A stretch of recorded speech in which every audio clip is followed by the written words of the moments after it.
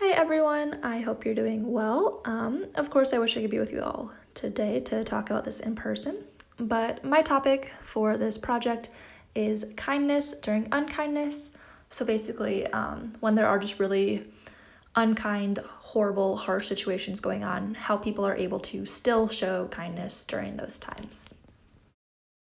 So, the way that I'm kind of going to go through this is I have three specific stories and situations that I'm going to walk through with you all. And they kind of get progressively simpler as we go. So, this first one is a very extreme example, and then by the last one, it's a bit more simple, I guess, more of an everyday type of occurrence. And then following that, I have a couple discussion questions that you can think about, and I'll kind of share my thoughts on some of those.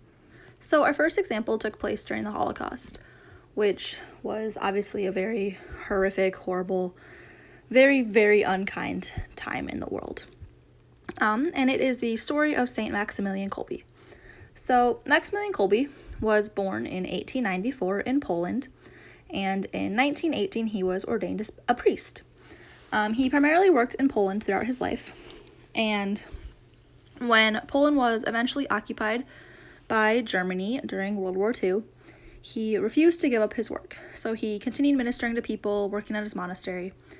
And in addition to that, he helped hide around 2,000 Jews in his monastery, which most definitely resulted in many of their lives being saved. Eventually, however, he was arrested and ultimately was sent to Auschwitz. He continued working there, trying to minister to people and just spread hope. And after about 2 months of him being there, the Nazi guards decided that they were randomly going to choose 10 men from the camp to be killed as a punishment after a couple of men had escaped. So they were going to randomly select the numbers of 10 men, and those men would all be put to death. So they went and they were reading through these 10 names, and they called the name of a man who immediately stood up and just started panicking and crying, saying like, please, please, no, not me. I have a wife, I have children, I can't die. And so Maximilian Kolbe's name was not called during this, but when this man, who he did not know, stood up there freaking out, just worried about what would happen to his family if he were killed, Maximilian Kolbe volunteered to take his place. Now, he did not know this man. He had never met him before. He did not know his story, but he just saw that this was a man in dire need, and he was willing to literally give up his life to save this other man. And so obviously that is a very extreme example of kindness, literally laying down your life for a stranger that you do not know. But I definitely think it is an amazing example of how someone can show an extreme amount of kindness in a very, very extremely unkind situation. So I think it was definitely an important one to analyze and really look at for this project. So our next story is the story of the orchestra that was on board the Titanic as it was sinking. So this orchestra, it was an 8-member band led by a man named Wallace Hartley. And on the night that the Titanic sunk, all 8 of these men gathered in the first-class lounge of the ship, and they just began to play. Now at this time, things didn't seem super, super desperate and bad, but the lifeboats were beginning to be getting filled, and there was a bit of panic on the boat, but nothing too widespread at this point. So these men were just up there trying to keep everyone calm, just maintain some peace. But eventually they did realize that the situation was desperate. The boat was going to sink, and they were going to die. Now, at that point, they very easily could have stopped, put down those instruments, went, fought for their lives, tried to get a spot on one of the lifeboats, done anything they could.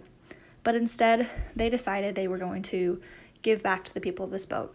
They were going to use their gifts to just try and bring some peace to these people. So the 8 of them, they all together moved to the front of the boat, and they just kept playing for as long as they possibly could. They played their instruments, they played their music, with the hope of just settling some nerves, despite the craziness that was going on, the panic that everyone was experiencing. They just really hoped to bring some peace and bring some calmness to the people of that boat, which I think really goes to show just how kind these men were. They could have given up, gone and fought for their lives, and I don't think anyone would have blamed them for doing so. But instead, they chose to put the needs of others above their own and really do whatever they could to just bring people just a little bit of comfort during their last moments. So the final situation that I wanted to talk about was one that I'm sure we are all very familiar with right now, and that is the coronavirus. Due to this global pandemic that is facing the world right now, people all over the world are being forced to quarantine in their homes. And this has proved to be very, very difficult for many people. A lot of people are facing huge financial burdens as they're out of work right now. It's been a difficult adjustment for countless students as they are trying to adjust to online classes, missing their friends, forced to move back home if they were in college. It's also been difficult for a lot of workers who are now trying to adjust to doing their jobs from home rather than going into their offices or their workplaces. It's also been difficult because people aren't able to interact with their loved ones. People aren't able to go out and see their family, their friends. So it's been very difficult for a lot of people dealing with this social isolation and just loneliness. So overall, it's definitely been a very difficult time for so many people. But in addition to this, it's been a huge burden on our healthcare system, who is really just unequipped to handle the immensity of this situation. So that's proved to be very stressful for a lot of our healthcare workers as well. But despite all of this, there has been so much kindness during this situation. I have been honestly just so ecstatic to see how many people are going out and doing things for one another. I've seen people making masks to donate to the hospitals and nursing homes and just other places that might need them. People are calling to check in on their family and their friends. Lots of Zoom meetings, FaceTime calls, things like that. Running errands for older adults who might be more vulnerable so that they don't have to put themselves at risk by going to the grocery store. There are just so many things that people have been doing, and it has been so cool to see just the world really coming together at this time. So what I did is I put together a little video. I'll go ahead and put it in after this slide, just kind of highlighting a couple things that I personally have done in my life, that I've seen some of my friends and my family members doing. Just some very simple random acts of kindness that are very practical, easy ways to just spread some joy and spread some love during these difficult times. So I'll go ahead and put that in and play that now for you.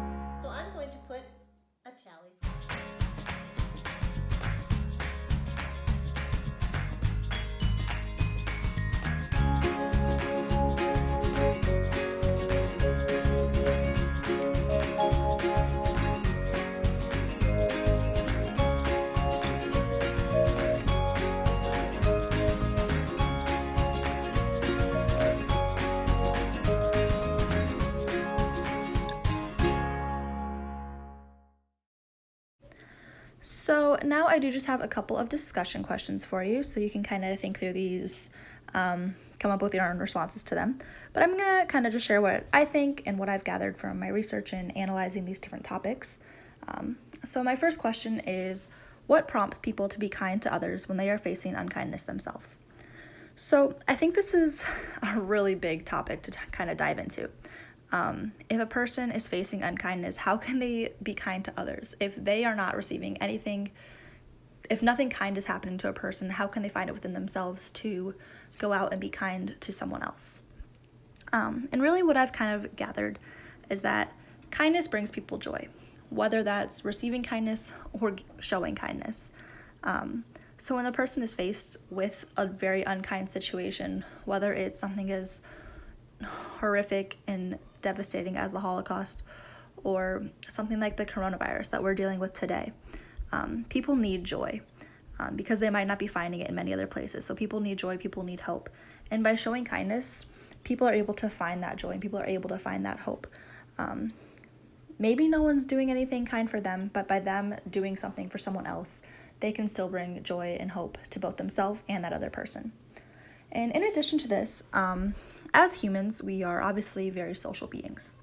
And I really do think that being kind helps us to feel connected to one another. In order to be kind, you need to recognize that a person is in need so that you can think of a way to show them kindness. Think of what kind of kindness they need. And by doing that, you become aware of another person's needs, but that also helps you recognize your own needs and see the things that you might be lacking in your life and the things that you could use help with in your own life. And by doing so, you really do start to feel connected to one another and you start to feel connected to the world. And I think this is really evident in today's situation with the coronavirus, with people around the world coming together to fight this disease, really just work together to overcome this very difficult situation. So my next question is, what experiences in a person's life might shape how they respond to an unkind situation that they're faced with? And so I think that there's a lot of ways you could take this question, and I think that there's a lot of possible answers to this question, not necessarily just one hard, concrete answer. I do think that a big part of it, though, is how a person was raised. I think that we learn a lot from our parents and just the environment that we grow up in. So I think that seeing how the adults in our life as we're children respond to unkind situations that they're faced with does have a very big impact on how we will ultimately deal with unkindness that we're faced with when we're adults ourselves. And going off of that, I think that people also respond to particular situations based on how the people around them are responding to those situations. Obviously, we are sometimes faced with things that we've never faced with before. For example, the coronavirus. I'm using this example a lot because it's obviously very prevalent in my life right now, as I know it is in all of yours as well. But we've never really dealt with a pandemic before. Especially for our generation, this is the first time we've had to go through something like this. And nobody is entirely certain of how they should be acting, how they should be responding.